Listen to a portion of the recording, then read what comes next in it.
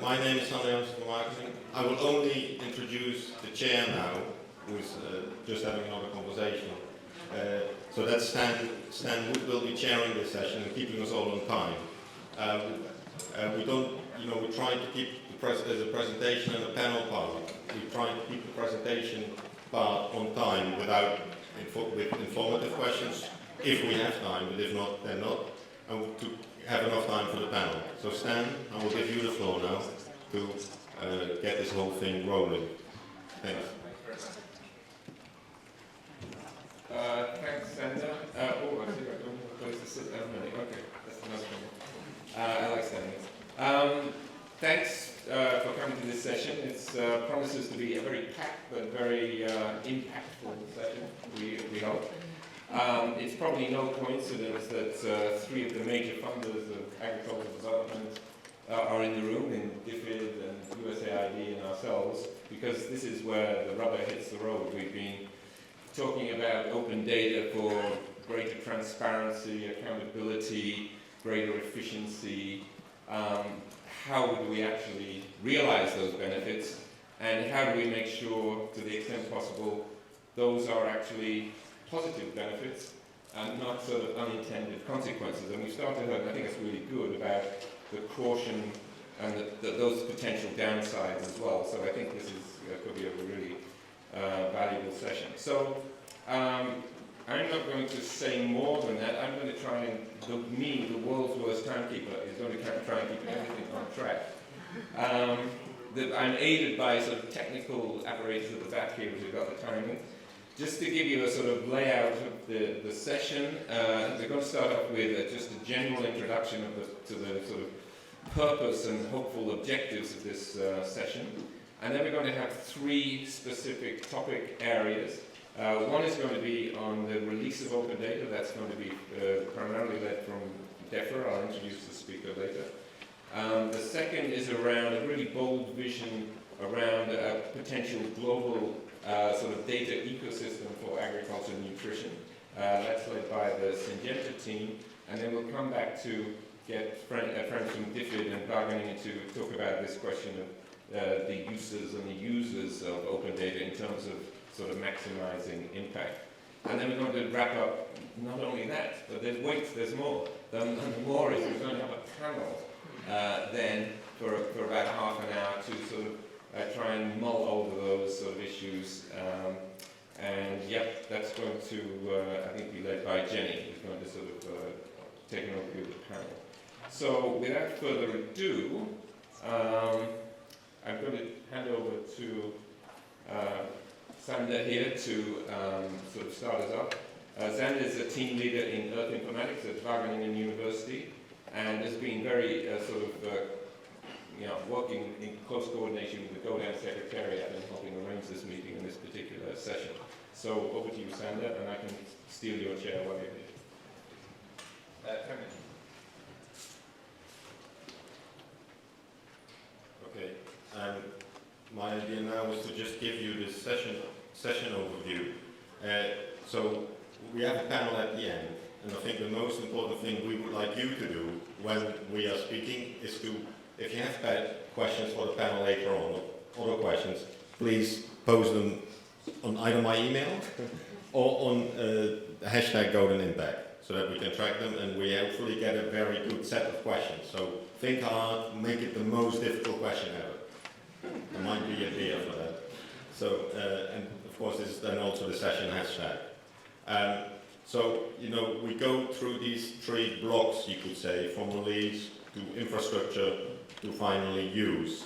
And we hope to sort of stress these different elements in a sort of chain, like, you need all three maybe. And these are just to give you a heads up on the panelists that we will get at the end. Some of the speakers will be there, but also some other people work in different organizations, more in sort of practice of implementing more release of data, but also in use of data and training and capacity building. So we're very excited and make some tough questions, okay? And make some challenging things there. Now, why did we have this session? I think we were preparing it over the summer, and then we we have these three building blocks, each with a different focus, release, infrastructure, use. And we thought, you know, we all focusing on something different, but how do we get it together? And I think we realized when working on it that there's this importance of the partnerships and collaborations, so we can't get actual impact if you don't get all these elements somehow aligned in a partnership. So hopefully, I mean, I think I've seen it a lot of people are meeting here, and I think, you know, new collaborations to start working. And then the other thing is important that if you lack maybe one of these building blocks of release, infrastructure use, you will not get to the end point.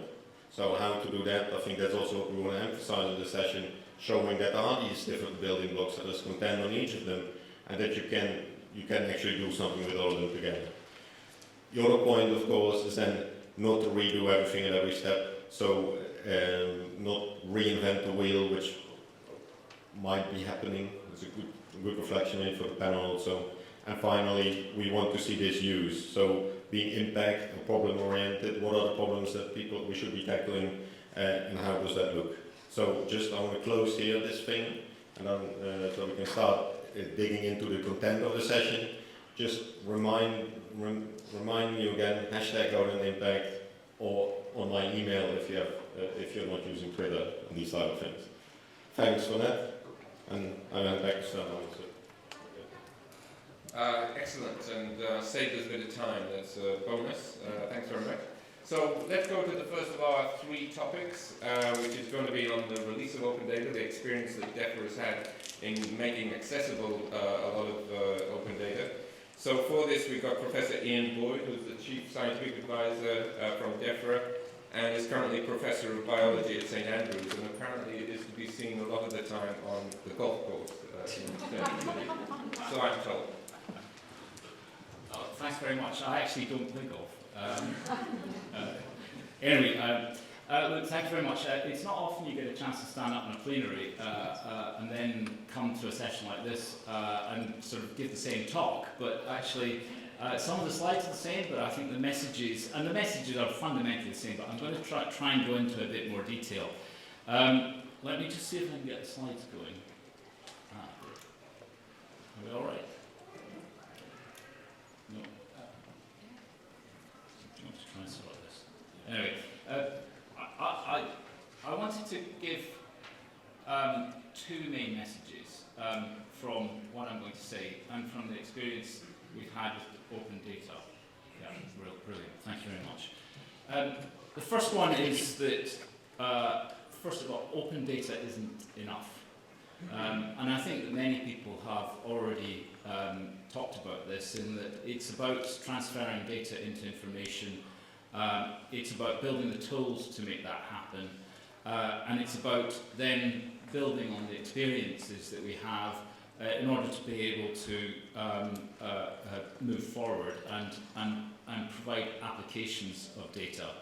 The second main message and main sort of learning point that I had going through the sort of the opening of data within a department like DEFRA was that everybody has a different definition of data. And to me as a scientist, data is kind of zeros and ones in a binary file. Now, obviously, zeros and ones in a binary file can be expressed in all sorts of different ways, and it bulks up into all sorts of different sort of forms. But for some people, data starts with what I would call information, which is stuff you might get if you Google the internet. For other people, it's numbers on a spreadsheet. But it's very clear, it was very clear at a very early stage that my definition of data was actually very different from almost everybody else's definition, and everybody had their own definitions. So I think that was an interesting learning experience. I also want to acknowledge the role that the Open Data Institute had in helping DEFRA. They did a fantastic job in sort of brigading us in going in the right directions. But as I said in the plenary talk, one of the most important things I think for a large organisation like the Department for Environment, Food and Rural Affairs in the UK to do is to make sure that it knows where it's going and knows, and this is not a data issue, you can do all the open data you like, but if you do not know as an organisation where you're going and what your objectives are, then open data isn't going to help you. So as I said, we're looking for a cleaner and healthier environment. We're looking for better farming industry, thriving rural economy, and protection against disasters, essentially floods, animal disease, plant disease, these sorts of things. And the question is, how do you bring data to bear on achieving those objectives? Well, we want to work with the wider science community and the wider data community in order to be able to do that. But we have made some progress, and I want to share that as much as possible. I've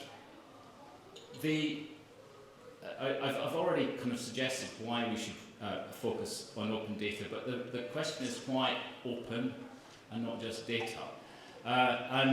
I think there's a great danger of me repeating what was going on, what was said yesterday, but the reality is that we want to try and drive the process of economic activity around data.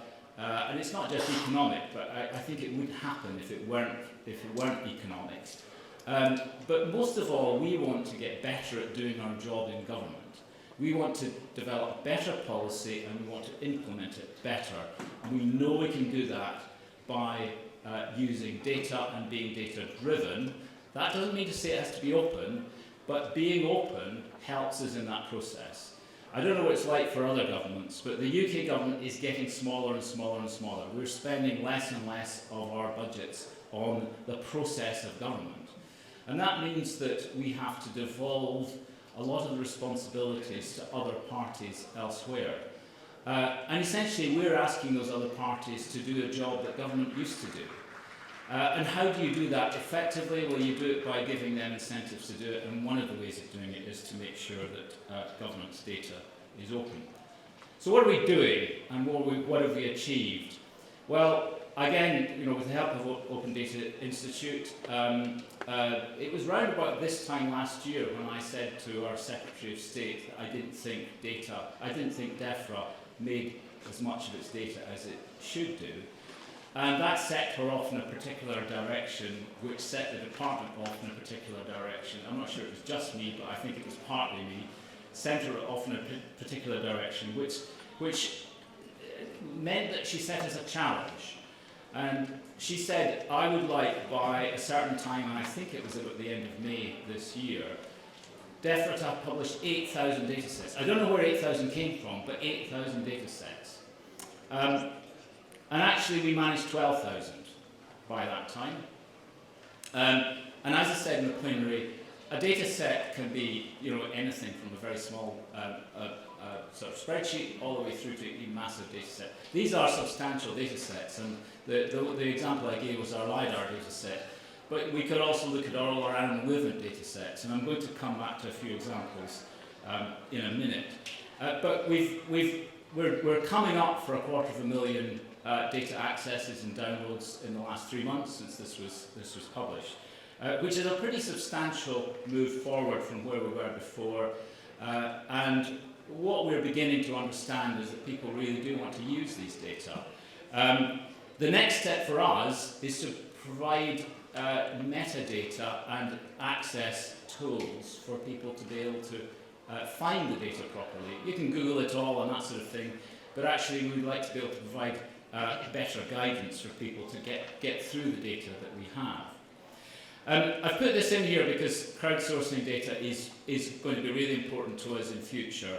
The National Biodiversity Network in the UK is, I think, is world leading in its field, in that there are tens of thousands of people out there who have a lot of expertise in how to identify different plants and insects and other organisms, and who record it on iPhones and things like that. And there are apps to do this, and they just need to record it and it goes straight into the system. We've got 129 million species in that. That's a substantial national record.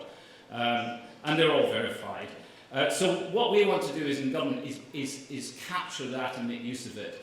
Another example of crowdsourcing data is in animal disease control. We've had an influx of ash dieback into the UK, and we want to know where trees are infected. And actually, people are beginning to gather that information for us. And it goes into an open data set. We get access to it, but so do many other people. And this is about trying to combat what is in this upward curve here, which is the frequency of tree diseases coming into the country. It's not just tree disease, plant diseases as well. But we have an increasing trend particularly in plant diseases, and we've got increasing pressures from animal diseases as well. The people who are best placed to identify these sorts of diseases are people on the ground, the farmers who actually have livestock, the foresters who are out there in the woodlands. What we need to do is make it easy for them to provide us with that data and also other people with that data. So we're trying to develop the systems and processes to be able to make that happen. Another example, animal disease control. We do about 10 million TB tests on cattle in the UK every year because we've got a bovine tuberculosis problem. And that risks our capacity to trade in cattle products and beef products and milk and that sort of thing if we didn't keep it under control. We've been trying to control this disease for a very long time. We basically probably have it under control, but we're not getting on top of it. We're not pushing it downwards. We'd like to reduce the incidence rate. And what we're doing is turning to social control, essentially, risk-based trading, so that when farmers buy cattle, they know their disease history. In the past, we haven't been able to do that. So what we now do is we publish all the information. It's all open about the results of TB tests. And that's now available on a website in the UK, so when a farmer buys cattle, he or she can get access to the health information about those individuals. My prediction is that social control alone will be worth the equivalent of those 10 million TB tests every year. Air quality is another major issue affecting many of us, actually. In the UK it's particularly contentious, but I'm sure it's contentious in many other countries, particularly urban air quality. But we supply air quality data, open access air quality data to anybody who wants it, who comes onto our website.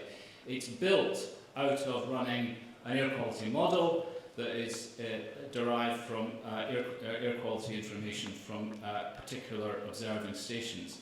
And as a result, we're able to generate a text message virtually every day. I get a text message every day to tell me where the worst areas of air quality in the UK are going to be, in case I, as a scientific advisor, have to advise ministers about that. But that's all automatic. And that all comes from the open data networks that we have. Family food data, again, we're very keen to be able to understand how people's purchasing behaviours are changing, and also particularly to be able to try and control food waste and that sort of thing. But people, again, can access anonymised family food data in order to be able to benchmark themselves. I think there's more work to be done here. But it's just another case study of one of the things that we're particularly interested in. I mentioned in the plenary that Earth observation data is particularly important to us. There is a tidal wave of Earth observation data coming at us at the moment, and it will continue and it will get bigger. How can we make use of this is one of the biggest questions in my mind at the moment. With satellites have three main functions. They provide us with communications, they provide us with navigation, and they provide us with Earth observation. We've mainstreamed in society the communications and navigation. We have not yet fully mainstreamed Earth observation. But we will do that eventually. We just don't quite know how to do it yet. And part of that process is to be able to make sure that the open access data are worked with by experts.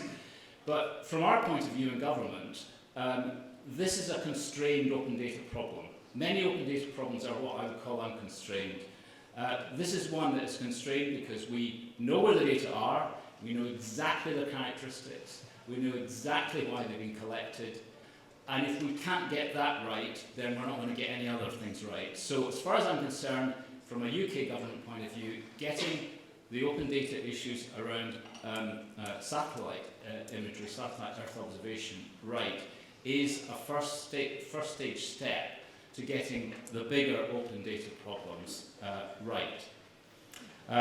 So we have set up a Centre of Excellence in DEFRA, which is bringing together all the expertise we have from across the organisation to combine into a critical mass unit that is dealing with a whole range of different problems, and some of the pilot projects are mentioned here.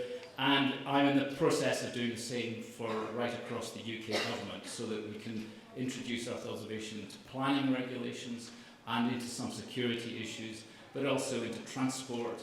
And it's amazing how little people in other departments who have not dealt with food and environment really understand what the power that there is in these data that can help them, and working with them to understand how they can change their systems and processes is going to be important. For us in DEFRA, crop mapping and actually gathering information about what farmers are doing on the ground is absolutely vital. We, as in many other European countries, have an agricultural support system which depends on what farmers are doing, it depends on what crops they're growing. There are rules that they have to comply with, and we have to monitor those rules.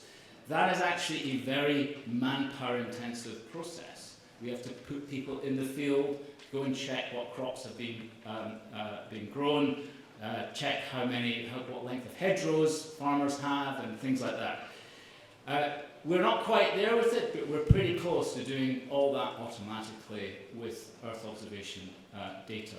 And it will lead to a tremendous reduction in the manpower effort that we're having to put on the ground, mainly because we'll be able to do the ground sensing on a risk basis.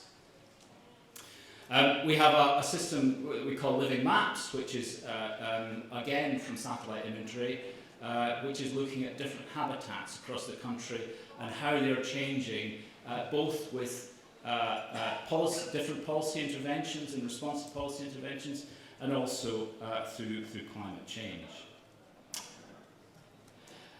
So the big data opportunities, I think, are enormous, and what I've described to some extent are some of the ways that we're trying to take people out of the system. People are costly, but it's not just about cost, it's about making sure that we have efficiencies in the system. Machine learning is going to be a big part of this in future, making sure that we have end-to-end processes that from the data coming in to the knowledge coming out at the other end that is fit for purpose for people, and where people can actually choose what knowledge they want to get out of the system, not data, knowledge out of the system. It's automatic. That doesn't come overnight, and it's going to take time to develop these processes. We need better systems analysis as well, so we need really high quality statisticians. We're working with something called the Alan Turing Institute in the UK to try and develop those as well. And I mentioned about our Earth observation group 2. So, what next? Well, I've kind of given you a feel for that already. We want to try to simplify as much as possible, but for us, we've almost ticked the box of open data. I say almost because we still need to put the tools in to interrogate the open data, the metadata that is required. It's all very well having 12,000 data sets available for people, but if it's just all organised in a big mass, as it kind of is at the moment, it isn't actually very helpful. So we need to put over the top of that, we need to put tools to allow people to get better access to the data. We also need to encourage tools to draw the information out of the data and to deliver the information people want. So there's a lot of work still to be done on that. And we need to develop the case studies. I've illustrated some case studies here. There's a lot more than that. Every single one of the case studies I've illustrated here is really just in the starting stages. There's a lot more to be done on all of them. They can all be refined and they can all be taken forward. So there's a huge amount more to do. So I think what I would like to, what I hope I've done is given you a flavour for how we want to turn a government department into a data-driven organisation. I think it's going to take us about 10 years to do that. We're about 2 years into that 10 years in total. So it's not a rapid process, but it's one that needs long-term thinking and long-term strategy. And more than anything else, it actually needs cultural change within the organisation itself. And that's something that doesn't come quickly. I would have said that we are 20 or 30% through that cultural change process. Some people will never change, but many are sitting there just waiting for the tools to come onto their laptops so that they can make better decisions in their own time. And I hope that's helped give you a flavour of how we're doing it, so thank you very much for your attention.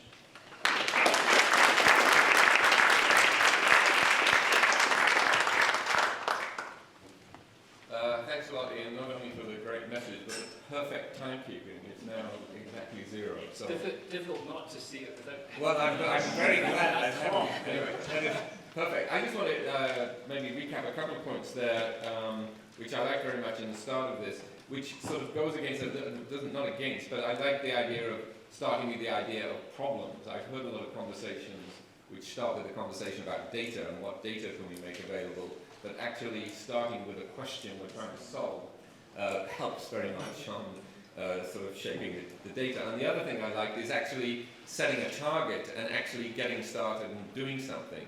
I think again was a nice message from what you came. I just want to say something about satellite. Totally agree about the geospatial. We have an initiative at the foundation where we're trying to help foster called Open Imagery Network to try and make a lot of this imagery available, but also for UAVs as well as from satellites, because that's an enormous sort of source of information, and how we manage that and make it accessible also. I was a bit concerned about the dramatic drop in tea consumption in the UK that I saw, but I presume the nation is still sort of sufficiently robust.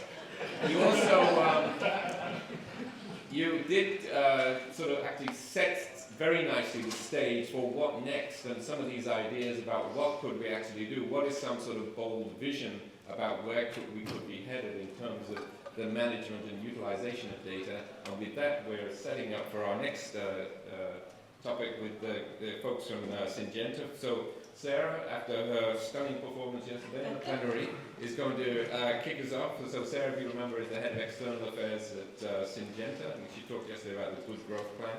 We also have 2 other speakers. So Dean Alaman, who's chief scientist at Top Quadrant, which is a semantic web consulting entity. Pardon? I haven't been at Top Quadrant for 4 years. Well, was until 4 years ago. And the current status is unknown, but you can announce that.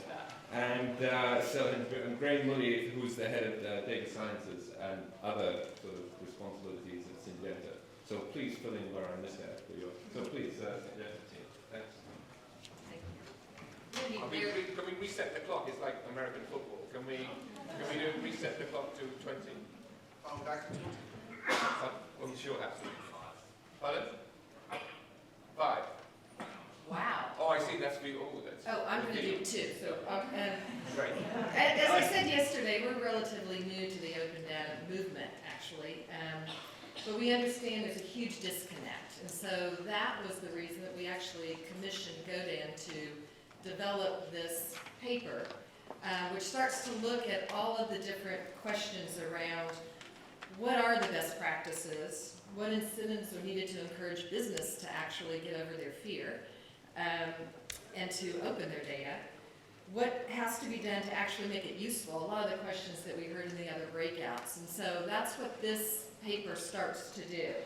It lays out principles, including the 5-star open data principles, the FAIR principles actually, that were talked about over the lunch break yesterday, and some insights, again, from ODI, from Jenny in particular.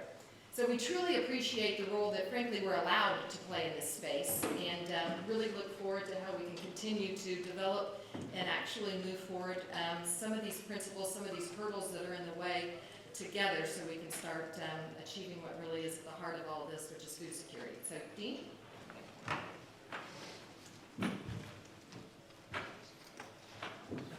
So one of the themes I've heard a lot about in this conference is food waste, where we have hungry people and leftover food. And I'm seeing an analogy of that in this room, where I see standing people in the back and empty chairs in the room. So I'd like to take this moment to point out empty chairs. I see one here, one here. I have a better vantage point, one there. How about these front rows? I think those are vacated by us here. So I'd like to invite the people who are standing, who are going to make the commitment to join us for the entire session. Please find some of these seats. Please don't take the jacket. Don't take the jackets. The jackets are not part of the food waste analogy. We might have cold people and jackets, but I think we might want to reserve some of those. There's a backpack here, it's probably one for someone, but there. Okay, that's a little bit better. I can see that unlike the state of the real world, we don't actually have enough food to feed the world here in this room, enough seats to seat everyone, but I think we're doing much better. And okay, so I'd like to also, okay, how do I work the slides here? Do I need to find something? There we go. So I can operate all this myself. There it is. All right. Just what you'd expect. All right. So I actually used some of Sarah's time to feed the hungry, or to seek the standing. So some people sing and so on. All right. So my name is Dean Alamang, and I've done this work with my colleague Bob Teagarden. My affiliation for the last 4 years has been Working Ontologist, my own consulting company named after the book that Jim Hentler and I wrote about 8 years ago. And I've done this work with support from Syngenta, as Stan pointed out. I see my clock's not running. That's really good. There we go. Okay. So, sometime over the past couple of years, Syngenta has committed to this thing they call the Good Growth Plan, and have these commitments about increasing crop efficiency and empowering stakeholders, a number of these commitments to the world of agriculture. And as they thought to themselves, well, we can tell the world that we have made progress on these things. And the world, because there's a lot of skepticism around big agriculture companies, the world can say, well, I guess I'll stand back. They can say these things, that they really made this progress, or it's all just greenwashing, marketing-ese. So Syngenta said that what we can do is we can also publish our data, let anybody audit us. And of course, we can still lie in our data, but it's actually a lot harder to lie in data than it is just to lie about results. And in fact, when you see these results, like empowering smallholders, what does that even mean? How do I measure that? We've empowered smallholders. Well, I can actually look at their data, we can actually look at the results they did, and say, oh, that's how they measured it. And I might say, that measurement, I don't think that's really an interesting measurement at all. Or I might say, okay, there, now I understand what they're up to. So Syngenta wanted to publish the data behind the Good Growth Plan in an open data sort of way, so we could do citizen audits of this. So, but then they had this problem of, well, where do we publish this? Now, of course, they just put it on their website, which is what they've done. But Syngenta is a company that looks forward to the future. Syngenta wants to be the company that is feeding the world in 2050. They're not looking at what they're going to do today. Well, they are, of course. But what are we going to do in the future? How do we put this data into some sort of sustainable setting so that this data and other data can find its way into the future? So this was the puzzle that they had. So how are we going to solve this? This isn't just get somebody to host our data. You can do that. We're trying to solve the problem of hosting data into the far future. Now, how do we solve that? So they turned to some folks for help. GODAN, the Global Open Data for Agriculture and Nutrition, clearly a group who's part of whose charter includes this sort of idea. And they turned to working ontologists, where I've worked in a number of different industries, helping companies deal with linked data, linking their data with open data, and so just brought these things together. Now, at the time, it was rather an interesting bit of timing. It's been a lot of interesting timing in this story, that I had just come off of the final meeting of a project called Open Facts. There's a number of folks here. Bannon was one of the leaders of that project and spoke about it yesterday at lunch. And Open Facts has an interesting history. It was a very successful project. They had done a lot of innovations, gathered a lot of data, had a whole cottage industry of app builders around it. But frankly, the Open Facts folks, I went to their final meeting of the project and the first meeting of the foundation. They're now turning the project over to a sustainable system. And frankly, the folks at Open Facts were terrified. They really had no idea how they were going to take this successful project and turn it into a sustainable data system in the future. So I was coming off of the awareness that the Open Facts folks had come to by looking at successful data management, but a scary prospect for the future. So that's sort of where I came from. What we decided to do was to do a study about how can we look into the future. There's an awful lot of uncertainty there, and that study is now in your packets today. So if you go into your packet, you can find a copy of this. If not, I'm sure they have some at the front desk. So the plan here is to look at what are all of the pieces that have to come together to make this work. So that was an interesting bill. The methodology that I took was to interview a lot of people who were involved in this. So I bring a lot of experience from other industries. I bring people in from agriculture. And many of the folks who contributed this are in the room. And so for those of you who are here, I want to thank you personally, if I haven't had a chance to do that face-to-face, for your contribution to this. And I'm hunting, I think it's about 5 of you in the room right now, and I'm looking at you as I'm going around the room. So thank you very much for your contributions, and for the folks who aren't here as well. And a number of them wrote responses. So now we have 30 pages of paper, 10 pages of responses. 19 experts in all contributed to this. And the real point of this is it should be an ongoing effort to bring in lots of stakeholders. And so that bill didn't work either. To add your comments to this. So one of the ambitions we have is to put together an online forum where we can continue the discussion. Now I want to do in the remaining time. Now Graham told me a little more than 10 minutes because he doesn't want all of his 10 minutes. Is that right now? Okay. So let's actually go over a few of the high points. We don't have 30 pages of stuff here, but there were a handful of the points in this paper that I felt, if you don't bother to read the paper, the points I'd like you to go home with. And so those 3 points I'm going to cover briefly in this talk. So I've already mentioned the form responses. Okay. So the first one, again, every time I go into a new industry, people always say, my industry is different. We have a lot of acronyms. Or my industry is different. We have a lot of different kinds of data. You know, things that are true about just about every industry. People think are unique to them. But the question that sometimes they'll ask is, have you found anything that's really unique about my industry? And I would actually say that for agriculture, something that I was quite impressed with or even struck by was the variety of stakeholders that I found in agriculture. Every domain has lots of different stakeholders. To my mind, that's really what we're doing when we're building models to help us manage our data. But in agriculture, we actually have supercomputers in the field, these smart tractors, and we've got smallholders who don't even work in the fields the whole year and are doing something else the other part of the year. And the data from this wide range is just as important. We need to bring all of these things together. One of the speakers, I think it was Dr. Boyd, talked about at the very beginning, what are we even talking about with data? What's my definition of data? There's such a variety in agriculture, more so than I've seen in banking, more so than I've seen in science.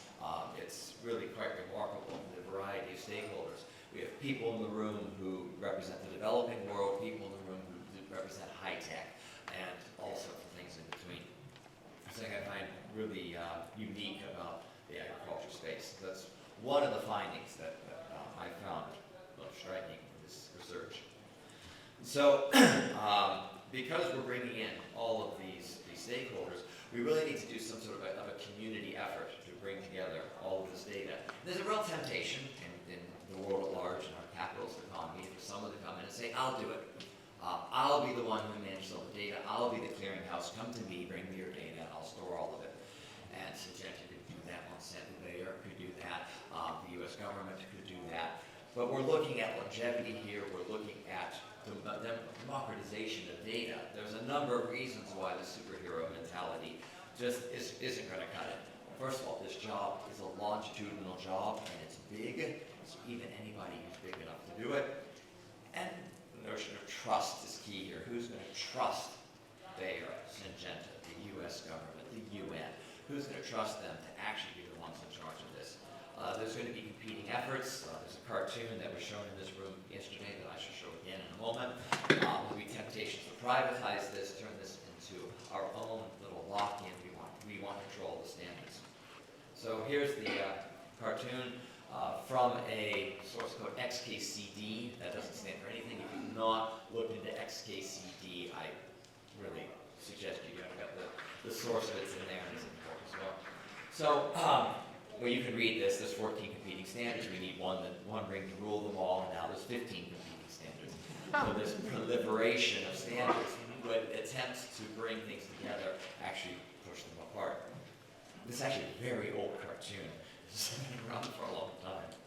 So, so what we need is actually a community effort for something that is sustainable in a longitudinal way.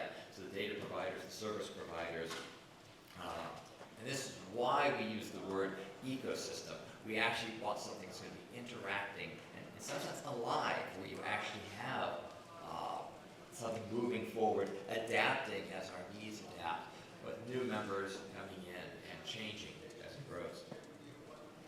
And so finally, the third point I want to get to is about data management. So a little story I'd like to tell, and not to disparage anyone's efforts, but in the early days of data.gov in this country, the first effort, right after Obama signed the executive order saying we're going to make a commitment to open data, my colleague Jim Hendler put a lot of data sets and basically things that were spreadsheets onto a website of the U.S. government called data.gov, and there were hundreds of these data sets, and they were all open, and that was a beautiful advance forward. So in chapter something or other, working on call it the second edition, I took some of those data sets, combined them together, and showed how open data could link to solve some problem. It was a problem about equal opportunity housing, organized by geography or something like that. The details you can read in the book. I would show this as a demo to Beltway Bandit consultants, to PricewaterhouseCoopers, to Booz Allen Hamilton, to these kinds of companies, and say, wow, this is some of the best data management stuff I've seen. This is so easy. Look how this just links together. This is great. Then they said, okay, we want to do something with this. And they wanted the warm fuzzies around their data. What did they want? So how recent is this data? When was the last update? Where did it come from? And how was it produced? And actually, will this data be here tomorrow or next year? And will it be kept up to date? What sketch is being kept up to date? And pretty quickly, you go from having a lovely demo that's got them all hooked in to realizing you haven't actually solved any of the real problems that a Beltway Bandit actually has to deal with. And they say, thank you very much for this lovely demo. We had a wonderful time. And basically, come to us when you grow up. I'm looking at Jenny. I'm trying not to look at you, Jenny. I know that you've been down this road many times. So, so that brings us, and not surprisingly, ODI appears on this slide, but so does Force 11, and so does Tim. There's actually been a lot of efforts since those days, and data.gov itself, as we heard in one of the talks this morning, has moved along a lot since those days. So, yeah, we've learned our lessons from this, and nowadays we actually not only do we have better practices, but we even now have measurements for our practices. So that I'm talking about the Force 11 fair data principles, which are now, I guess, a G20 accepted CAT. Longitudinal sustainable data, which is the whole reason that we're here. And these things now aren't just nice to have. These things come front and center. This is really what you So as a summary, there's really three of the points I'd like to bring together. One is that there's a wide range of stakeholders, more varied than I've seen in any other industry I've worked in. You can't go it alone. This has to be a community effort. We're not going to have a superhero who's going to be taking this all over. And data management actually comes to the forefront. So technology, wonderful as it is, it doesn't mean anything if that data doesn't have the right stakeholder support behind it in all the ways that that means. It's a 30-page paper. I'm not going to go into detail on what those are. So many of the informants were solicited to make responses to the paper, and there were 4 in-depth responses. Again, I encourage you to read the paper and the responses. I was personally actually very gratified to read these things. You're coming in, you're doing this research, talking to all these people, having to resolve some disagreements between the contributors as well. And then to see the respondents come in and pluck out ideas from this rather baroque paper and say, yeah, that one, we got that covered. Yes, we got that covered. That was sort of almost the formula for these, was saying, yeah, you're right, that's a really interesting problem and we got it covered. So you can read these things, and the last slide is that we want to get you involved as well. We want to have this wide variety of stakeholders that are at this meeting get involved in the ongoing development of these ideas and, in fact, the actual implementation of all these pieces. So, Graham, I think you're thank you.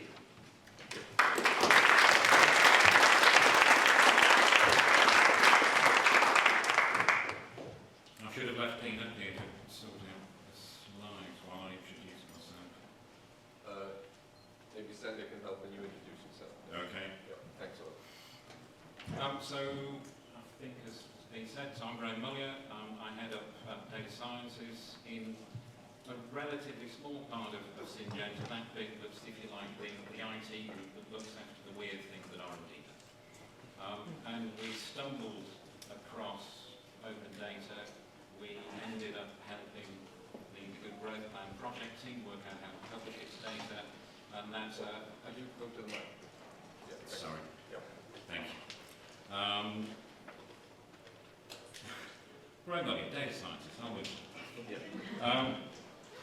But it's an interesting journey that we've had, helping the Good Growth Plan project team publish their data with the help of the ODI. And I thought that was going to be a one-off, small thing, not very much would happen. A whole load of people kind of handed on the door and said, you published some data. What the hell did you do that for? We would have talked to you about it. Strange journey that leads here. So Dean's taken you through rapid fire, through the paper. So a little bit about kind of where next. This perhaps is a sort of hint of where we've come over the last half year or so. So kicking off maybe this time last year, the idea for a discussion paper, kicking that off by commissioning Dean to write something, and then through quite a few different moments with workshops, so a really interesting workshop in Crete, a couple of meetings in London, and so on, leading here. Very important meeting. Really, really great to be here to present this paper that's been pulled together by GODAN and published in, I think you have to agree, it looks very nice. It's very pretty. And it's got excellent content. So, just thinking about maybe the next steps. So we've got a working group. It kicked off at the meeting that I mentioned in Crete, pulled together by, I think, one person in particular, Nikos from Agrino. I'll mention him a little bit later. And if you think a bit about what we're talking about with an ecosystem, maybe if I can just borrow Jenny's analogy of roads, we've been thinking about, well, what happens when you take some data and you get a bunch of very excellent trained data scientists to try and join up the little pieces that they've all got. You can do it, because if you've got good data scientists, they can find out how to do that. So we've had a go at doing that over the summer. Brilliant bit of work, but it's a lot like building a temporary bridge. So if you want to get from one place to another and there's no bridge, you can bring in some sort of whatever, Army Engineering Corps and they shove a pontoon bridge over the river. Works really, really well for a while. But is it going to last? What you want is something more substantial. I think that's the Brooklyn Bridge, which might be quite close to here. The sort of permanent structure that a city needs, the sort of permanent piece of infrastructure that supports more substantial interactions in a wider ecosystem. That's the sort of thing that we're calling out, that the data ecosystem needs for agriculture and nutrition.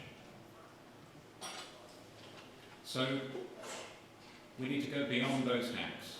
So Syngenta, Agrino, along with Agrimetrics and Caddy, where the folks are just having a go at hacking something together, and it's helping us learn a bit more about particular data sets, pointing a few directions that we could perhaps lead some thinking in. One of them is we can use a lot of the interest around pieces of infrastructure for scientific data. So there's a number of initiatives that are either already kicked off or emerging. So getting the right people together is a key part of this.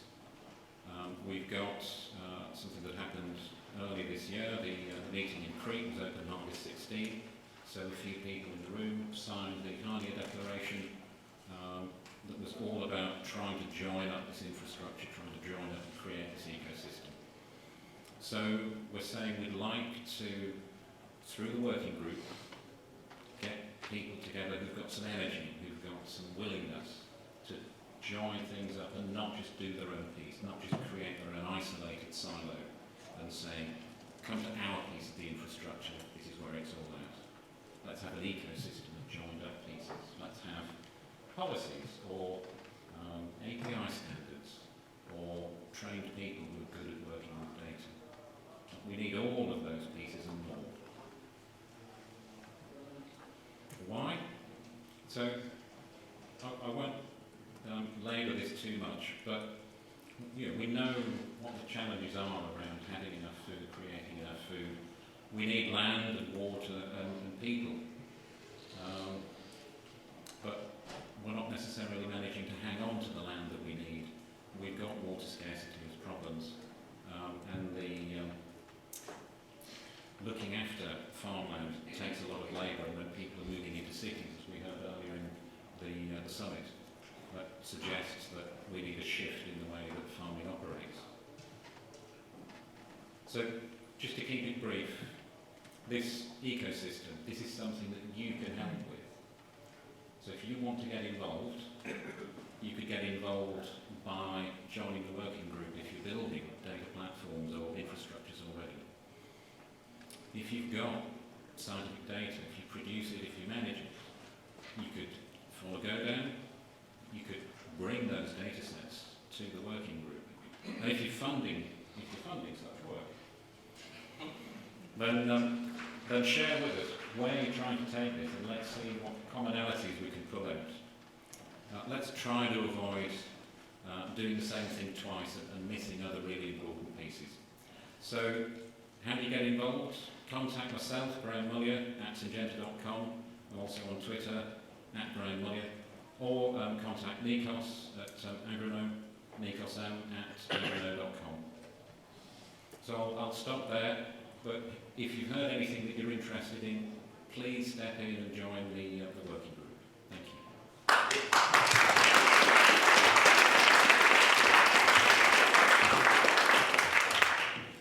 Thanks very much to the team of Syngenta. A great initiative and a great invitation to take part, and so please do that. And should those mysterious funders ever appear, I'm sure they would have a conversation again.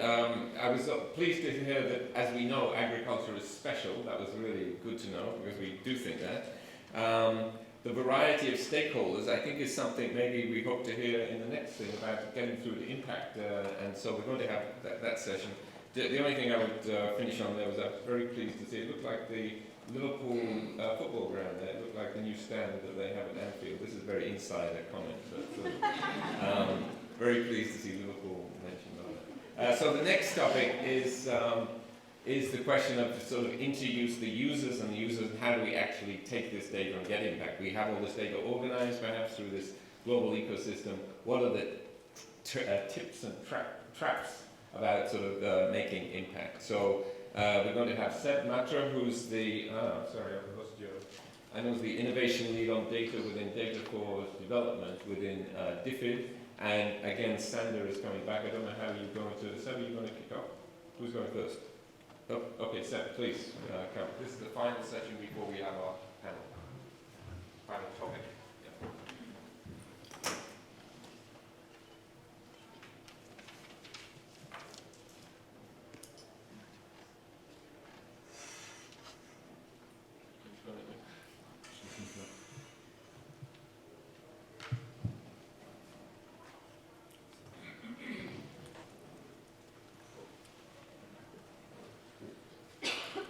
All right, hello everyone. It's good to be here, and it's especially nice to see how much GODAN has grown over the last couple of years, and to see everyone here who brings so much energy and ingenuity to open data for agriculture nutrition. What I'm really going to do here is kind of run through a little bit of what DFID does with respect to open data and agriculture nutrition, and then talk about some of the kind of things that we see as kind of key to advancing that. So I was going to talk about why open data is important for agriculture nutrition, but we've heard so much about that I'm sure all of you are convinced of why open data is important for agriculture nutrition. And so just to leave it to say that, that open data has an important part to play in improving the decisions that get made by policymakers and researchers, and in actually improving the productivity through efficiency gains and through innovation. But I'm going to skip past that because everyone else has talked about that a lot already. So what is DFID doing on open data? So one way in which I guess DFID is different to a lot of the organisations here is that we don't actually collect that much data. We've got our own internal management information systems, but it's other people who collect the data. And we're not full of data scientists. We have a statistics cadre and we have advisors, but we don't have sort of a large array of data scientists who are doing a lot of this kind of really quite technically advanced open data work. So, but what do we do? What we mainly do is we fund others to do work that kind of meets our strategic objectives on reducing poverty, and we do this through a few different ways. And one is we fund research. And so when we fund research, we have in place an open access policy. And the idea behind this open access policy is that when we fund research, the data that research produces becomes open. And the idea is after the final data collection, within 12 months, it should be open. But we're kind of on a bit of a journey with this. I mean, we have this policy in place, but we're looking to work with others, with other donors, and with researchers to make this a more practical policy, to kind of iron out some of the bugs that still remain. And I thought Chris from Rothamsted gave a great talk yesterday about all the barriers that are faced in creating open access. So we're really looking at working with other donors to kind of move forwards on this and have in place a sort of harmonised open access policy across donors. We also promote and support open data internationally. So we are involved with a number of different initiatives. So obviously GODAN is one, but we also are very active members in supporting EARTI, which has been talked about, in making sort of aid spending open, and making basically across donors and across sort of all this aid spending activities that happen. But also we support the Open Government Partnership, that works on sort of promoting governance and transparent governance and accountability, and we're members in that, and that they've got a summit coming up in December this year. We also support the International Open Data Charter. So this is something the UK signed up to last year, and we're lead stewards there. So we're kind of involved in this sort of international system, which is, we're bringing a lot of people together to work on sort of common problems around openness and transparency and open data. We're also very much working on filling data gaps and building statistical capacity. For the last decade, we've been investing in statistical capacity. So working on both the international statistical system, by working with the World Bank and through Paris 21 and with the UN Statistics Division, we're improving improving statistical capacity, kind of the international architecture, but also very much working bilaterally. So working within countries with national statistics offices to make those statistics offices better. And I see that as quite an important thing going forwards for open data, because having that internal capacity of national statistics offices to be able to produce reliable, trustworthy data that that country can use and they can sort of engage and own it is, I think, an important step. We're also working with organisations like the Global Partnership for Sustainable Development Data. So this came into being last year, was announced at UNGA last year, and we're anchor members there. And we both sort of support them in principle, but have also been funded a new innovation, data innovation call. So this call went out just recently, and I don't know if anyone has put in a bid for it, but that is an ongoing process, and we'll soon have got through a lot of the applications that have come in for that. And then we're also focusing on already a bunch of programs that are not so much from the data angle, but start from a sort of sectoral angle. So we're looking at particular programs, especially in agriculture and nutrition, and then looking at how data can play a role in that.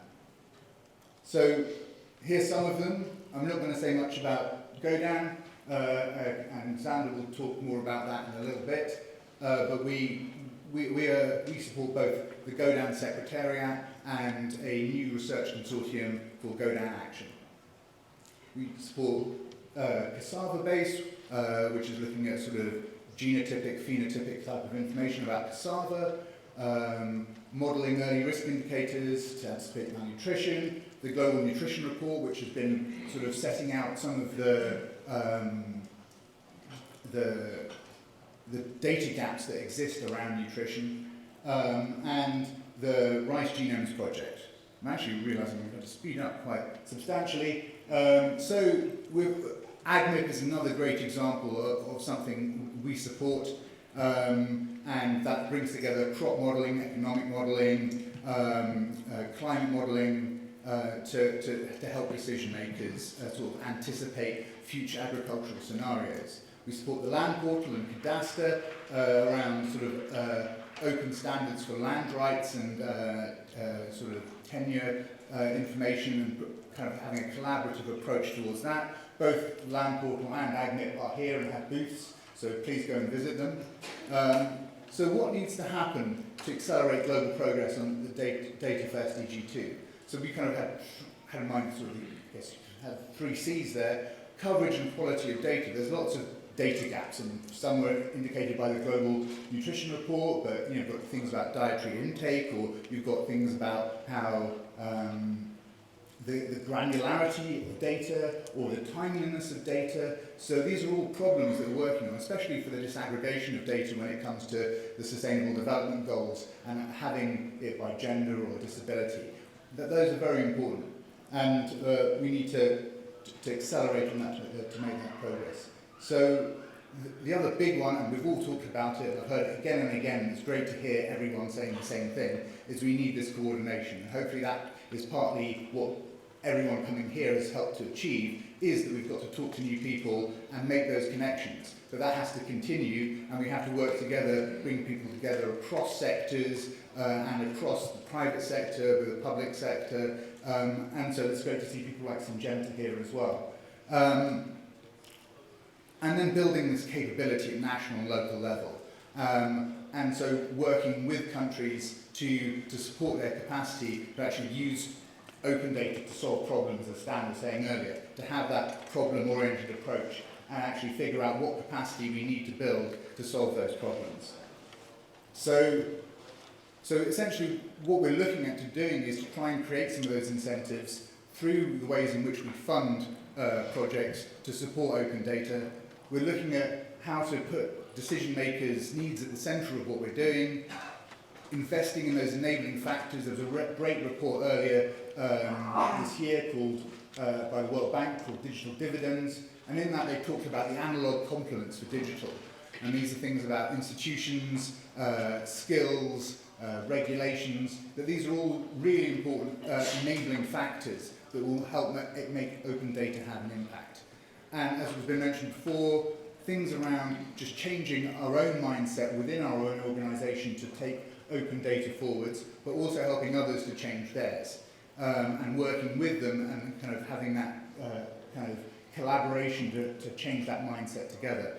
Because I think there's kind of a bit of a snowball effect there. You can kind of, as you change yours and others change theirs, there's a feedback loop. And then really importantly, that you've got now the GODAN Secretariat and GODAN Action and others here who can help learn the lessons that people are learning from each of your projects and help share those across so that other people aren't making the same mistakes and can build on what you're doing. So that's it. Thank you very much.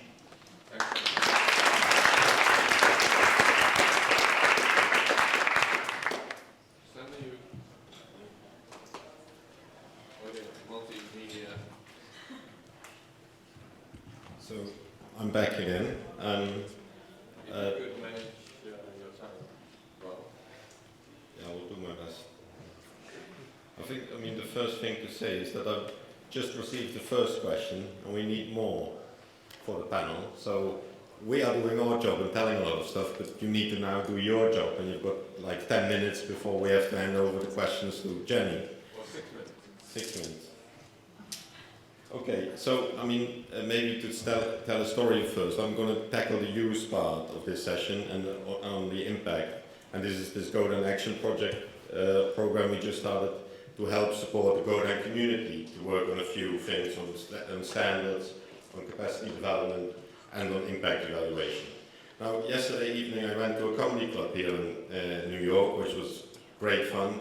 And there was this joke about technology. And if you go to a toilet, there is this great technology which helps you to get a paper towel. Now there was an old version where you could just pull the paper towel out, and now there is a new version where you have to swipe like a Jedi Knight to get a paper towel out. So I mean, often this new technology, and this is technology not focused on any user problem, is not helping you to make anything. You just look like an idiot trying to get a paper towel out of a machine. So, I mean, this was not my joke, it was one of the comedians' joke yesterday. It was great, I think, because it sort of links to what we are trying to do. So what are these issues we're trying to tackle here? So, ideas or suggestions, again, this GODAN Action as a project. We also want to ask you some things, or to my mail. So these are the partner group that's working on GODAN Action, and will be going hopefully into the GODAN network to work with you on some of these issues. So I have set up this presentation in 3 parts: the mission and activities, the setup of the project, so what's our thinking through this, and a call to action of really getting you to help us or work with you to achieve certain things. Now, our thinking on the program was that, yeah, you know, we have this idea stakeholders benefit from it, and there's all this open data around. But now the step with it, and I think this is the important part, we need ways of engaging with it in a practical and knowledgeable manner. So the data is around, there are standards, there are a lot of things, but how now to make this next step beyond, maybe if you can say the hype. Now, we focus as GODAN Action on the facilitate the use of standards by the network of actors, research on impacts for the network of actors, and building the capacity of the network of actors. So these are the three main points we are working on as a program. And here are some more detail on what this is. So with the standards, we want to get to this improved interoperability. The thinking is a bit that there are already a lot of standards and things around, but that we're not using them maybe in the right way. So how to scale that and how to bring that to the next level. The second point is on impact assessment, of understanding what the impacts could be of open data. And here we believe that there are, because we don't really know what the impacts are at the moment or what they could be, we need a better understanding, better storylines there to maybe convince more funders, to convince institutions to share data or to work with open data in their business. And finally, we want to increase this, and this is enabling, want to increase the capacity of stakeholders across the globe to really handle open and use open data. Now, we focus, there's a pretty big field out there, so we thought, how can we make this work? I mean, it sounds all very good, I think. So we said, let's try to focus this and work backwards from this end user, because that's the person we really want to help, and work backwards to what they really need. And we use this idea of these knowledge pyramids, which I introduced also yesterday, and think, how can they use, in an innovation setting, how can they use open data as a resource to make something new that gives them a benefit. So, and we also have this idea of being adaptive. So not only trying to say, this is the blueprint of the program we will do, and we will work through it step by step, and even if we find out halfway through that we're actually working on the wrong thing, keep on going till the end, because that's what we wrote down in the program. So we're trying to adapt to the outside world and to what's happening, and this is a bit how we do it. So we have these three blocks, you could say, of standard, impact assessment, and capacity development that are going on continuously, and then we focus on something we call thematic topics. And this idea is that if you look at agriculture and nutrition, it's pretty big, so we can't do all. There's so many topics around. There's food waste, there is biodiversity loss, there is poverty, hunger, there's many different things. So we have to sort of try to find some real world problems where we can focus on and put the whole network to work on that. So, and this is this, you see also the timelines. So we're now in the inception phase, trying to find out what the best thematic topics are, and then working through them in the coming years. Now, these are the list of thematic topics we found that are linked to different partners. They also have a link to different development goals. So it's support to land data sharing, support to GODAN, the Global Nutrition Report, climate and weather data, genetic resources, and food safety, foodborne diseases. There are different partners attached to it. We're now trying to scope out what these thematic topics are and what the specific problems in each of them is. So, and that's work that partners are undertaking. Here are some sort of first pointers to where, and that, I think the interesting thing is that you see in these thematic topics that in each of them the problems are slightly different. And also then the benefits that you might achieve with them are also slightly different. So, for example, at GODAN, we're building on capacities and organizations for working with data and data journalism, and Isaura will be on the panel, and she can say more about that. This is completely different from what's happening on the climate and weather data, where it's on open data as a catalyst for business development and capacity development. So, these are, so we have to think how we do that.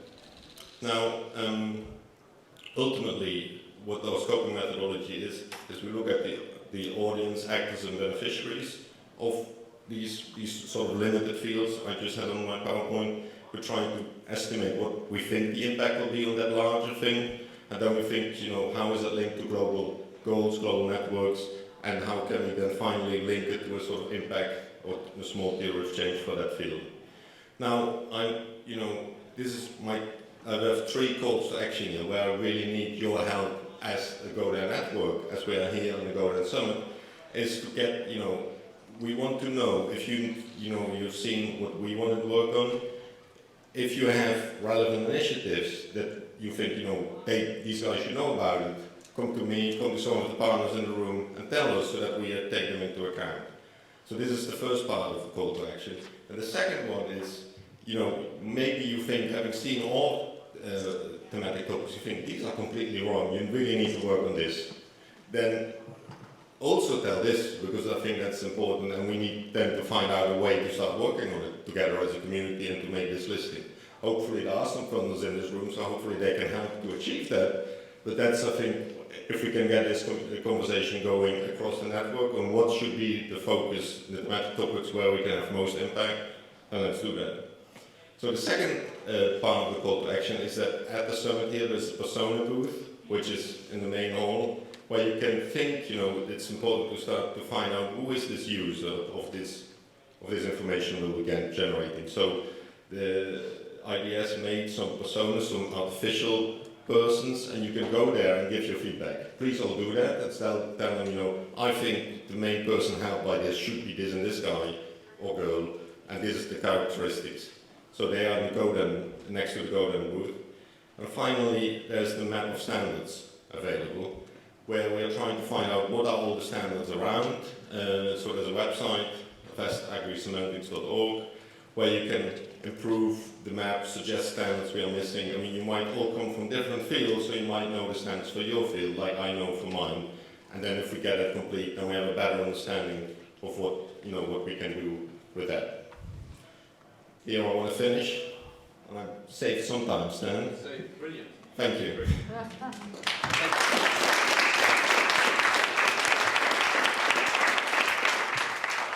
Thanks a lot, Sander. There's a lot of audience participation, a lot of calls to action, so you're going to be very busy at lunchtime.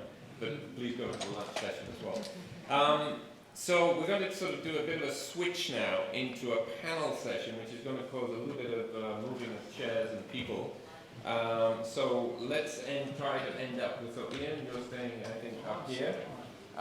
Dean is staying here. Meda is coming up here. Thank you very much indeed. Yeah. Sahara Moon is coming up here, and Isaura is also coming up here. And Jenny is going to do the moderation and keep us all on track. We may have enough chairs. So you sit where you're leading the session. You go where you want. Yeah, please. I will go down there. Yeah, very good. I think we're okay. So over to you.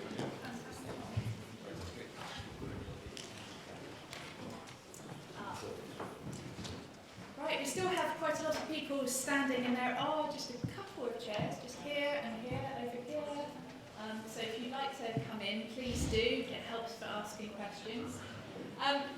So we have about half an hour till the end of the session. I'm going to try and keep us on time. You've heard from some of our panellists already. What I'm going to ask first of all is for those of the panellists that haven't yet spoken to give us an introduction to themselves and their work, so we know a little bit more about them. So, Meta, do you want to start us off? Thank you. Sure. So I'm Meta Devare, and I am the Data and Knowledge Manager working across CGIR's centers. I don't know how many of you are familiar with CGIR, but we are a system of 15 international centers, so globally dispersed. Each center has sort of a different focus. Tends to be either a commodity focus or a sort of a farming system kind of focus. And we've been in existence for several decades, most of us, so 40, 50 years, which means a lot of data. And my role at CGIR is to lead the Open Access Open Data Initiative, which is funded by the Gates Foundation, and through that to try and build a sort of a common approach and common agreement towards making our data open, and outputs, really, final research outputs open. So how are we going to do that? Can we have a consistent approach instead of sort of willy-nilly 15 different ways of doing it? What are the standards going to be? How are we going to comply with the Open Access Open Data policy that we have in place since 2013? Those are the kinds of issues that I work on. And of course, I rely very heavily on colleagues at the centers, particularly the communities of practice, But because open access and open data and moving, the changing culture that's involved in that addresses or impacts many different areas, I find myself increasingly kind of working with a multiplicity of different types of people at centers as well. So I guess in a nutshell, that's me. Thank you very much. We move it on to Zara. Thank you. Thank you, Jenny. Thank you. Hi, everyone. My name is Zara Lopez Ramos, and I'm a project manager at CTA. And CTA is basically the Technical Center for Agriculture and Rural Cooperation. And we are a joint international institution of the European Union and the African, Caribbean, Pacific countries. And our main focus is working with the smallholder farmers and agribusiness actors. And we, in the context of the GODAN Action Project, CTA together with FAO, ODI, and the Land Portal, we basically leading what is concerning the capacity development focal area. Thank you. Hi, good afternoon. Sahar Munchapitan. I'm in the Bureau for Food Security at the U.S. Agency for International Development. We heard a little bit about Feed the Future this morning in the plenary session. That's the U.S. government's Global Hunger and Food Security Initiative, and our Bureau has the responsibility of implementing that initiative under USAID's leadership. This is a whole-of-government initiative with 11 U.S. government agencies and departments. Our engagement in the open data, open access space is considerable. We're proud, of course, to support GODAN itself, and we're very proud of the efforts under the U.S. government, under Feed the Future, to really try to both increase the quality of the data that is being collected and to make that available. I'll just touch on a few sort of illustrative examples of how we do that. Happy to come back to any of these in the question session.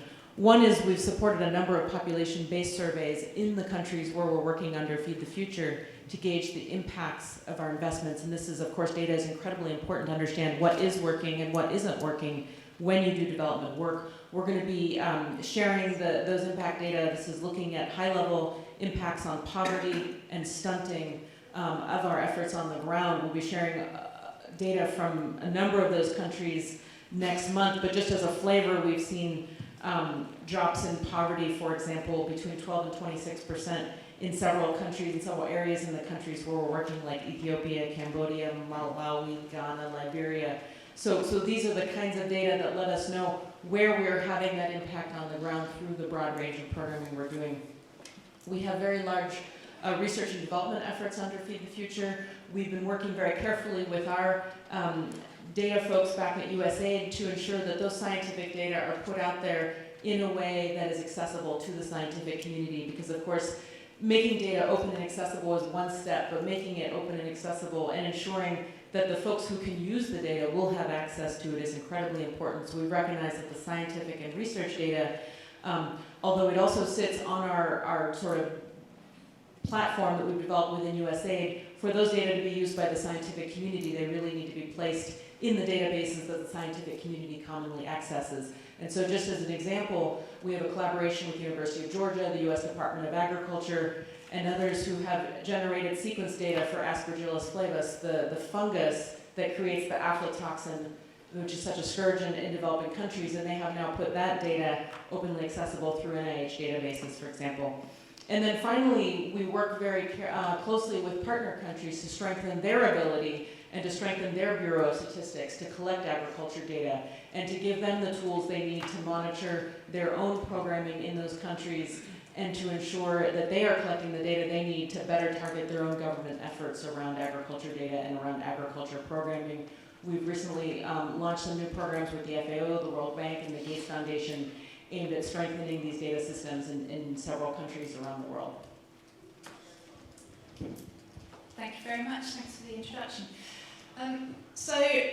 To remind you, if you would like to ask questions but don't want to stick your hand up, then you can use the hashtag on Twitter, which is GODANImpact, and I'll pick up those questions, but I might ask you to actually ask them if you're in the room.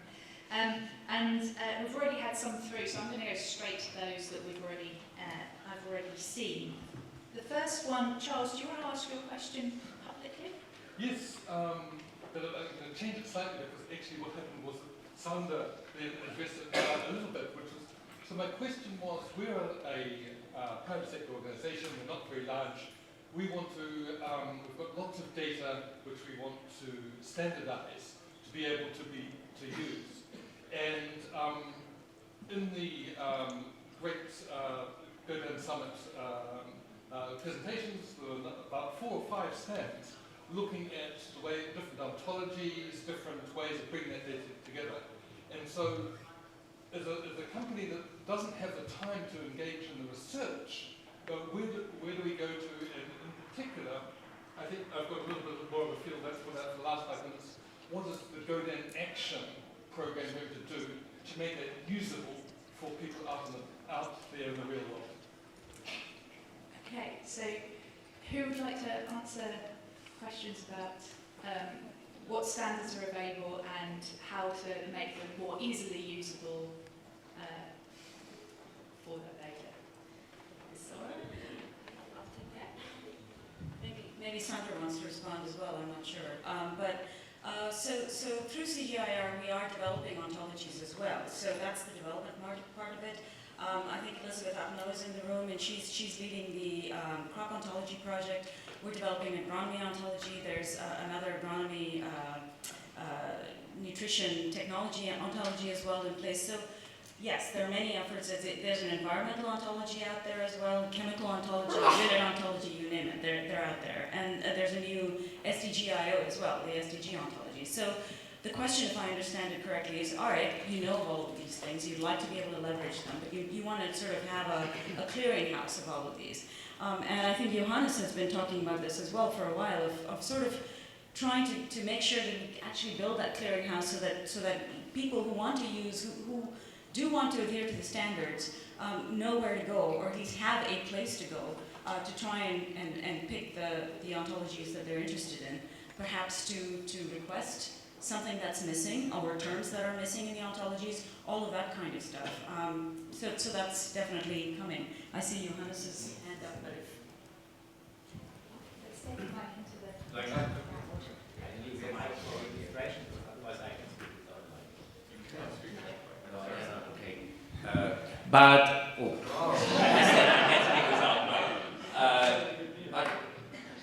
to answer you, but you are right, there is no clear set of services that are transparent for a little company who wants to do something that they can use.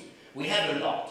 We have an enormous richness also already of standards and services, but we have not put this in. With Dean's cartoon that says, well, there's a great danger of over-proliferating different standards. I mean, my hunch is that we have to be clear about exactly what we mean, or clearer about what exactly we mean by standards, and not to try and create some kind of uber standard, which is something that everybody should be subscribing to, but rather this is just another part of the ecosystem, that we have an ecosystem of standards which somehow connect with one another.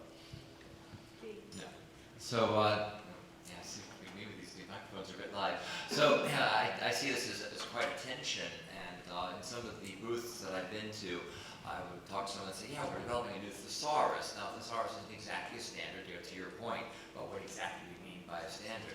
What the particular effort that I was looking at that point was the thesaurus was being developed not in a vacuum, but as a linked data resource, or actually linked metadata resource, and was being linked in with other thesauri during its development. But to my mind, I actually wrote an article about this for a linked data enterprise book a couple years ago, that we could sort of look at a figure and ground thing. You've got our unused standards very loosely, ontologies, vocabulary, standards, those things. And then in the ground, which is also a figure, you've got the linkages between them. And I actually think it's as important to be developing the linkages, or what OpenFacts call the link sets, that those things are actually every bit as important, or perhaps even more important than the figure, the actual standards, or the vocabularies, and so on. One of the things I was really impressed with that OpenFacts did was that they did bring these link sets forward as first-class objects and actual deliverables. They put an API around it, and in fact that API became one of the more reusable, to use the R in FAIR, parts of OpenFacts, because it turns out those mappings are actually really, really valuable. So I think that there's kind of I don't know if it's a change in mindset. I think a lot of people nodding, this is the mindset many people have had. But I think maybe there's an awareness that needs to grow that when we say, hey, in my cartoon, I want that 15th standard, what the tall figure should have said is what we really need is a linkage that brings all these things together and a roadmap thereof so that we can satisfy everyone's use case. And so if the middle frame had been a little bit different, then I think it would have been a lot more productive. I can see two people who are dying to interject right at the front. If you can keep it brief. Just the notion that Dean talked about competing standards. Maybe there's a notion of cooperating standards, and a cooperating standard would be one that is mapped and linked. So I find it interesting, worlds collide, and some worlds have their standards here, and some worlds have it, right? And so we see this, and we've watched today, agriculture is incredibly diverse, and trying to mix that now with nutrition, trying to mix that with food science, which is something that we're working on.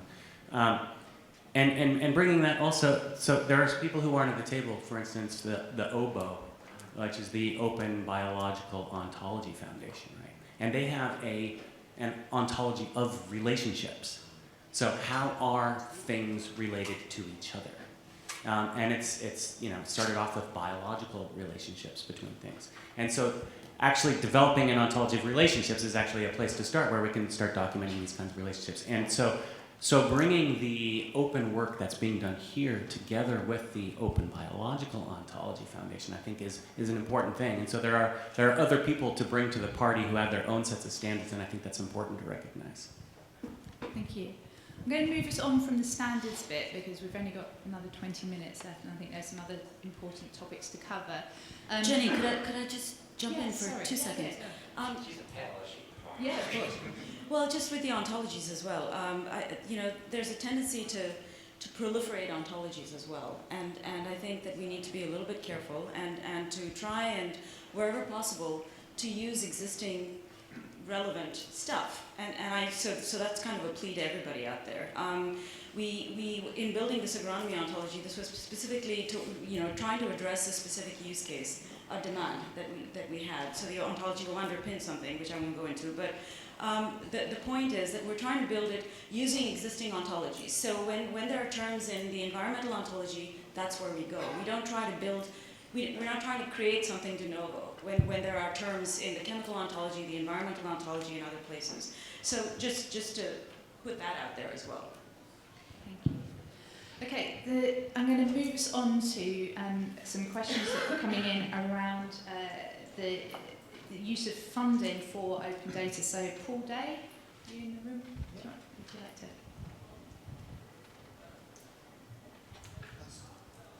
Yeah, this is slightly flippant question from a communications perspective. I think everyone here at the summit understands entirely the importance of communicating and measuring impact, and they all have a growing understanding of the importance of open data. But I wonder if there's a challenge in terms of public perception and in terms of communications, and I think particularly for the world of funders, if a chunk of the investment going into development is being spent on these sort of non-core activities, as might be seen from the public's perception. And I think we need to, as part of this whole process, think about our communications around this. Thank you. Stan, I wondered if you wanted to say a few words about that. Definitely, but also maybe Rachel and Sahara Moon can also chip in. Sorry, I forget the adjective used there, but sort of the non-core or whatever. It seems to me that is totally the perception we're trying to remove. That actually, in a sense, what we're trying to do is make the responsibility of, I think about science and research community, is the definition of science. Good science is not just getting a good publication, it's actually the duty, the responsibility to make accessible that data. So we're trying to redefine what is the expectation of science. I think also that, we are as donors trying to get our communications clearer about that, to say that we've seen, I think, it was on Seb's slide again, we think there are incredible efficiencies that could be made. We could promote greater innovation, faster innovation, to get to the goals we want to get by having more of this data accessible. I think we as donors have spent millions and probably billions of dollars in efforts that include data collection where we cannot see those data sets. It's like we're trying to stem a loss as well as a gain, so it's not, I think it's absolutely fundamental to the effectiveness of the funds we use to try to get to our common development aims. I don't know whether others, Rachel and Sarah. Yeah, I could just add really quickly that I think this is analogous a little bit to where we were on perhaps monitoring, evaluation, impact assessment a few years back when USAID first came out with its new monitoring and evaluation policy. A lot of our units, well, who's going to pay for this? Our projects are spending their money on doing the development work. How are we supposed to pay for all this? And the answer was that we have to build that into our budgets from the get-go, and now I think that's much more standard at USAID. As our units are doing their development work, they're putting the funds either within the project or separately as appropriate to ensure that that is funded, and I think that's how we're doing it now within our research and development programming that we support out of our bureau.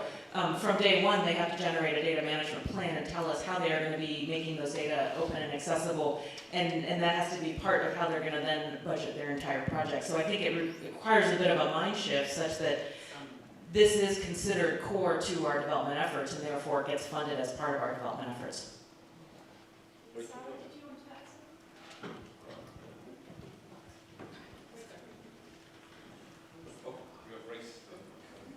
Great, thanks. No, I'd echo that. I think, first of all, I think the communications point is a really important one, and I think personally I've taken away a lot from the last couple of days in terms of how to do that more effectively and really seeing the powers of excellent case studies and sort of broadened my understanding of the kind of breadth and depth of what is out there and how we might communicate that better internally and externally. So I think that's a really important point. I think the second one, I think I would echo a lot of what Sahara Moon has said about the efforts that we've made so far to open our data, but I think we're very much still on a journey to doing that and understanding what the constraints are for our research partners in really genuinely making those data sets accessible. And I think as sort of some of the major donors in agriculture and nutrition, DFID with Gates and USAID have started to talk about how we can better coordinate amongst ourselves around the way in which we implement those open data policies and open access policies. And I think we would benefit hugely from sharing amongst ourselves and maybe with other donors what works, what doesn't, what do we see as the biggest constraints, and how can we harmonise our own approaches so that we're not imposing different sets of standards on our partners. So we started that process of dialogue, really brought together and stimulated by this event. But if there are other donors out there who'd like to kind of be part of that conversation, we'd really welcome you to join us. And I think we're really keen to sort of really accelerate that process of harmonising our own approaches and learning from each other. Would you just say who you are before you give away? Sorry, Rachel Lambert from Department for International Development. There's a question in the middle of the room there. Could you say who you are? My name is Rainer Balz. I'm from FAO, from the Global Soil Partnership Secretariat. In fact, I represent the new GODAN initiative on open soil data, global open soil data in the research session. But my question is not about soils. I'm kind of wide overview now of open data related topics relating to very many elements of the life cycle of agriculture and nutrition related data across various disciplines, regions, research and development. We want to make impact on the ground. So this is kind of very broad topic to sort and to make sure that impact is really happening. So my question is actually going directly to Isaura, because I'd like to hear what you do, what strategy you have to make sure that when you look at smallholders, what actually, when we talk about action on the ground, what you do to interfere this kind of academic open data technical discussion to make sure that at the end you get something that you can use. Thank you very much for the question. Actually, I would like to start briefly pick up from the communication side. Though the question was more from a donor perspective. I think when Sandra was saying that one of the actions that we just actually did in the context of the GODAN Action Project was a first training with the CADEP Journalist Network. For who you are not familiar with the CADEP, what is the Comprehensive African Agricultural Development Program. And so there are a range of stakeholders within CADEP, and the action that what we want to do in terms of GODAN action is really targeting all the stakeholders that are including smallholder farmers and civil society. We started with this training from journalists because we do believe that in terms of users, there are still specifically when you talk about in terms of developing countries, several challenges in understanding the use of open data. So one, of course, is communication, and there are also other points to be considered. One is inclusiveness. When we talk about open data, it's really important that we ensure that the benefits of open data are really for everyone, and including the ones that are considering at the bottom of this life cycle and are smallholder farmers. So how do we ensure that open data benefits are not always staying at the bottom-up level, and that we are really that these benefits are for everyone, and that there is not just a reinforcement of the social, economic, and political division. Another aspect that I would like to stress is resource allocation and sustainability. When we talk about developing countries and specific African or Caribbean Pacific countries, when we talk about capacity building or developing capacity in open data, this is not really a priority. We have to understand that developing countries are facing with different other challenges. Therefore, this is another aspect. As well, the sustainability. We talk about a lot of open data initiatives, but how in the long term we're going to continue to fund this? So it's also very important that we try to already start to find this kind of, I like to call open data champions or leaders that can have a vision to fund and target specific groups, and as well going local.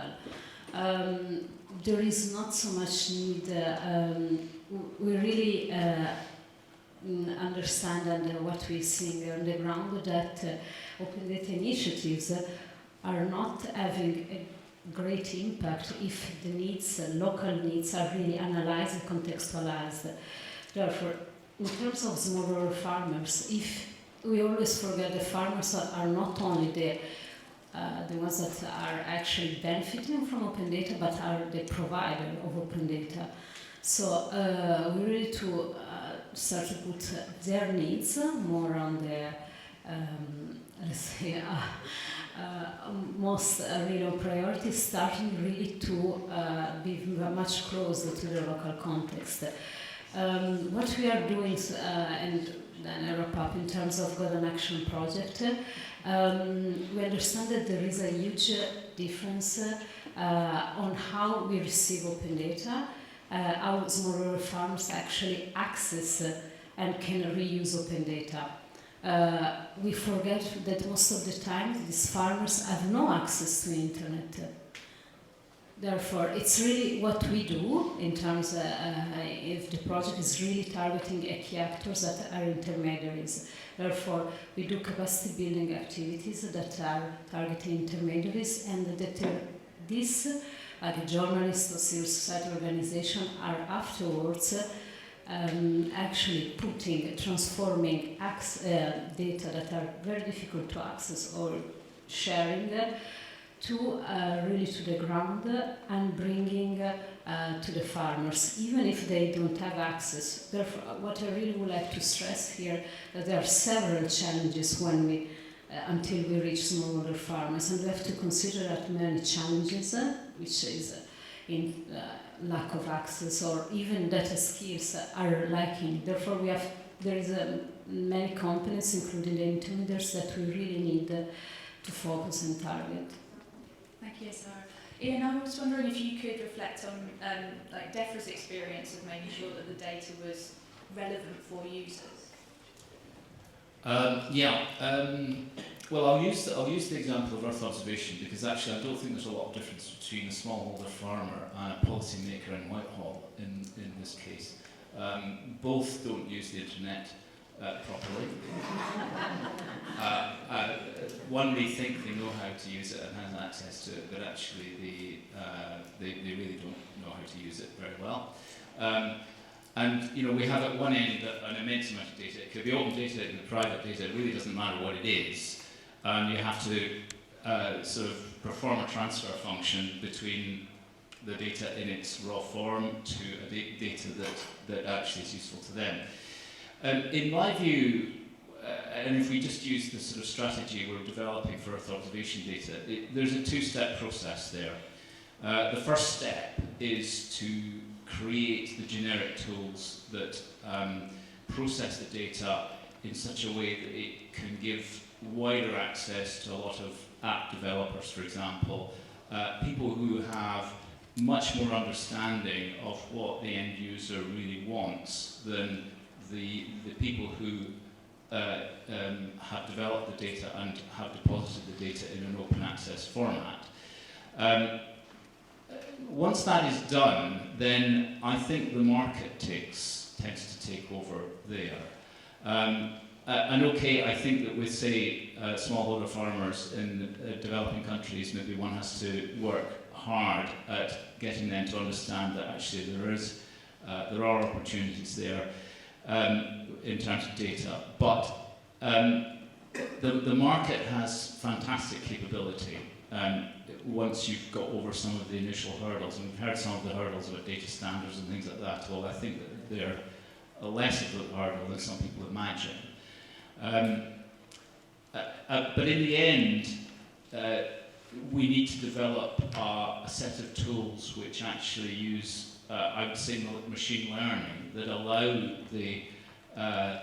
when people start to get access to data, for the data programs themselves, or the data access algorithms themselves, to modify themselves to the needs of those individuals. So they're learning from the kind of queries that people are putting in to the intermediate data sets about what people really want from those data sets, and they are actually beginning to supply these people with what they really need. So it's not a lot different to a Google type of algorithm. It's learning what the users are actually wanting and supplying what the users are wanting without necessarily having developers in the middle of that. The machines will do it, and that's the direction we need to go in. If we try to develop everything bespoke for everybody's needs, we'll never do it, because there's as many needs as there are people. The real secret in this is to get that machine learning in the middle that is allowing us to design this in a bespoke way for every single individual.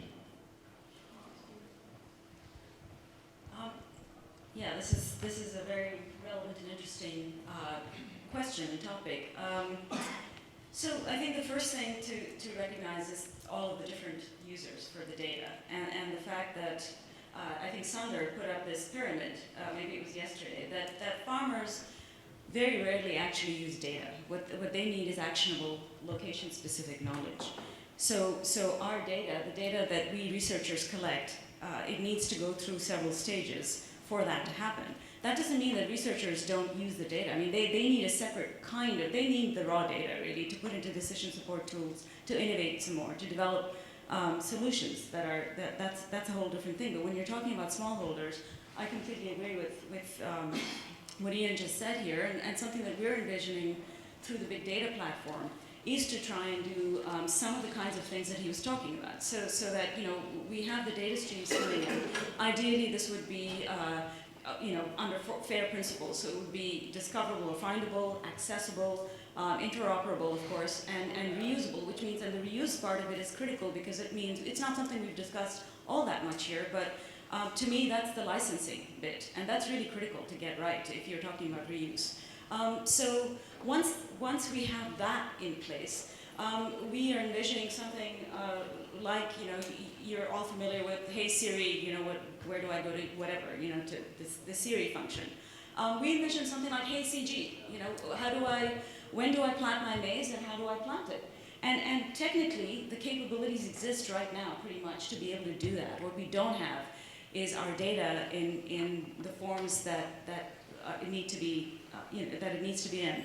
That sort of service enables a farmer to actually ideally speak, because many of the farmers we work with are semi-literate or illiterate, and this is sort of the democratization of data, if you will. So their access comes through being able to speak, say what they would like, and through the machine learning and artificial intelligence capabilities and the ability to integrate data, because our interoperability protocols are in place, we are able to deliver that. Now, we're not close to that, not for technical reasons, but because of where our data sets are and how we need to, a little bit for the technical reasons too. I won't discount that, but we're getting there. So I'm optimistic that we'll be able to get there, hopefully within the next 5 years. Maybe I'll put my neck out on the block and say 6 years. Right. I'm going to take one final question because you've been waiting. Yes, my name is Donatelli. I work for the Italian Council for Agricultural Research and Economics. Just one comment about, was mentioned before, core activities, what should be core activities. This is not a matter of right or wrong. The fact is that we can get with a lot of difficulties money for infrastructure. This is a fact. I mean, whoever is providing funds provides funds for the colorful map, not for the infrastructure to build the colorful map.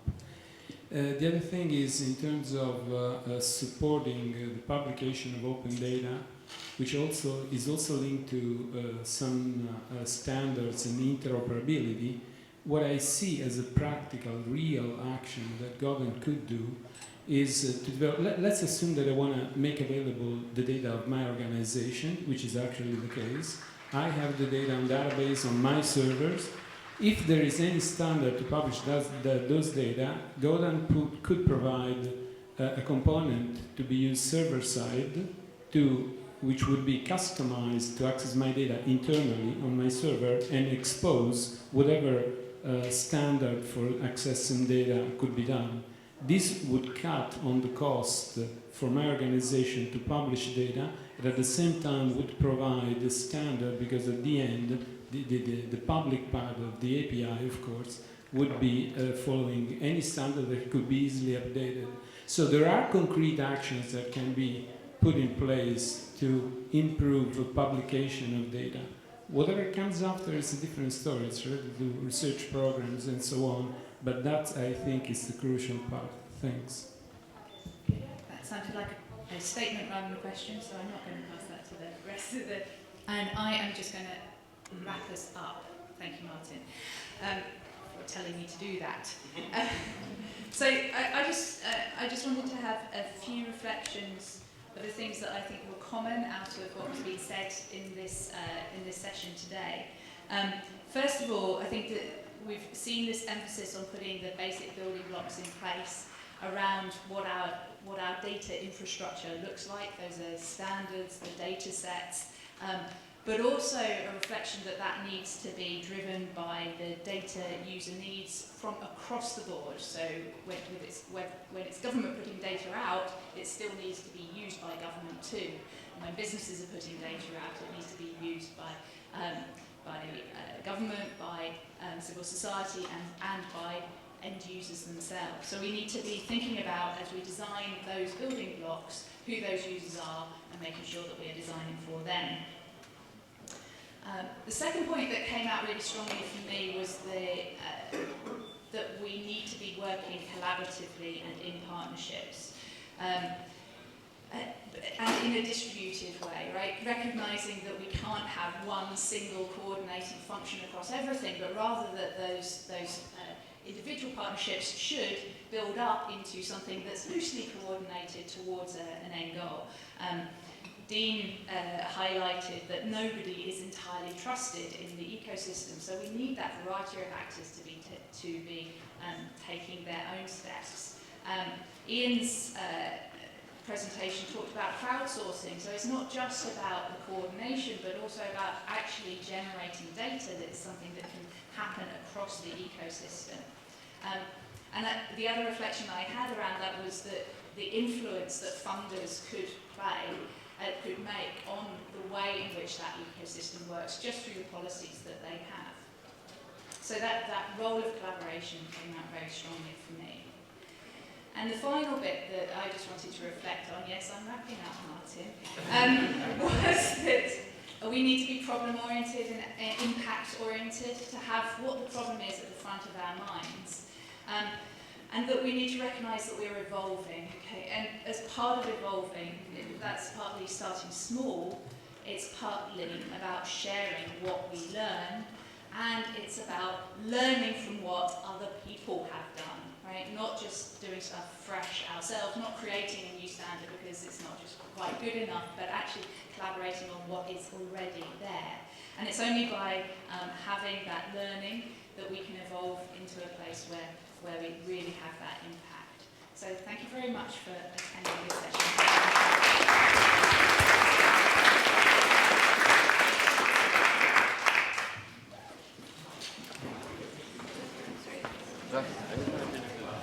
Hi. My name is Dr. Kirsten.